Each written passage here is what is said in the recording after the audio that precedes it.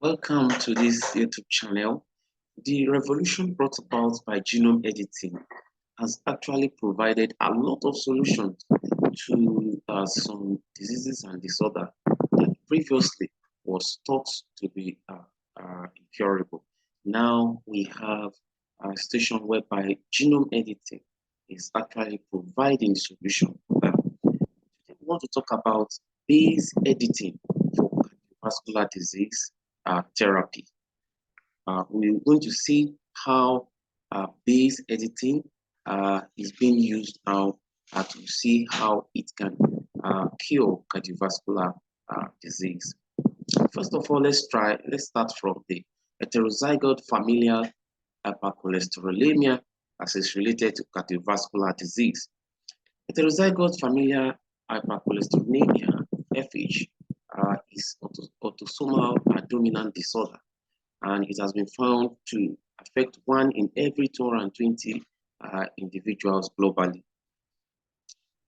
It is majorly characterized by elevation of cholesterol in the blood, and this kind of cholesterol is referred to as the low density lipoprotein cholesterol, and most of the time is referred to as bad cholesterol.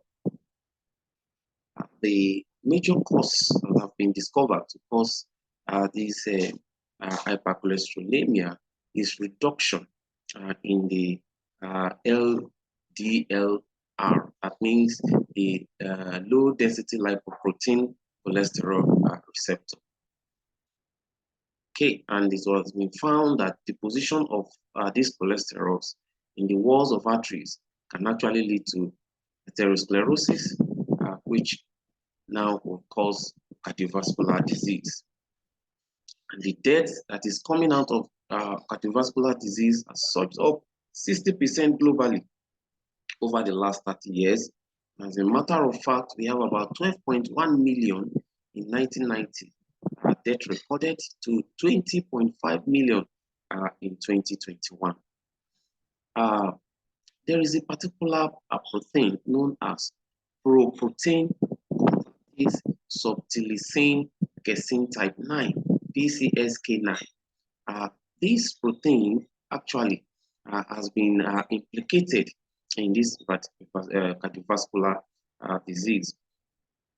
And it plays a major role in modulation of the low density lipoprotein cholesterol.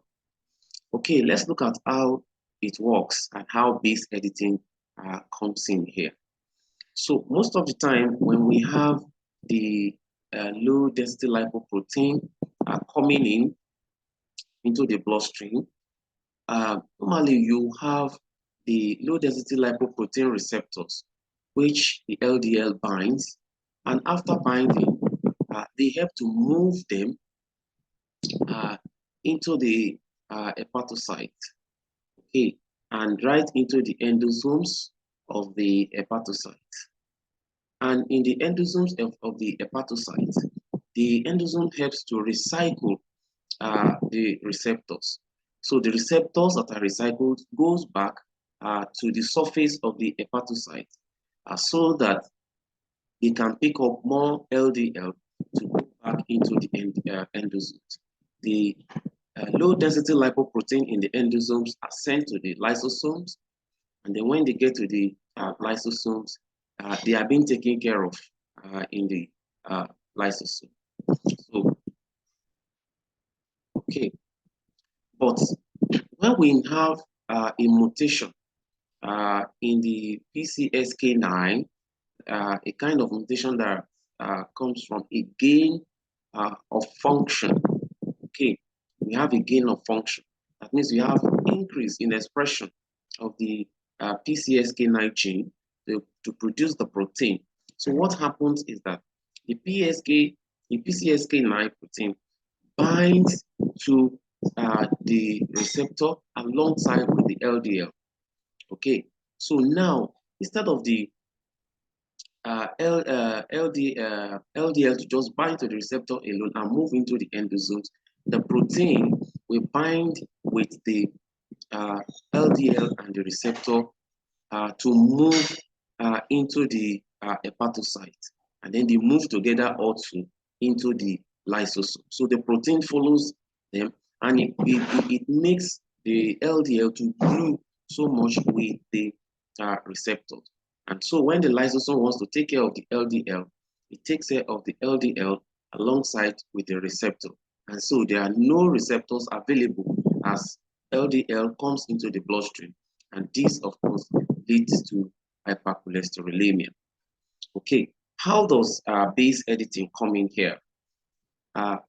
Base editing, which has to do with the change of bases in DNA without necessarily causing a double stranded break.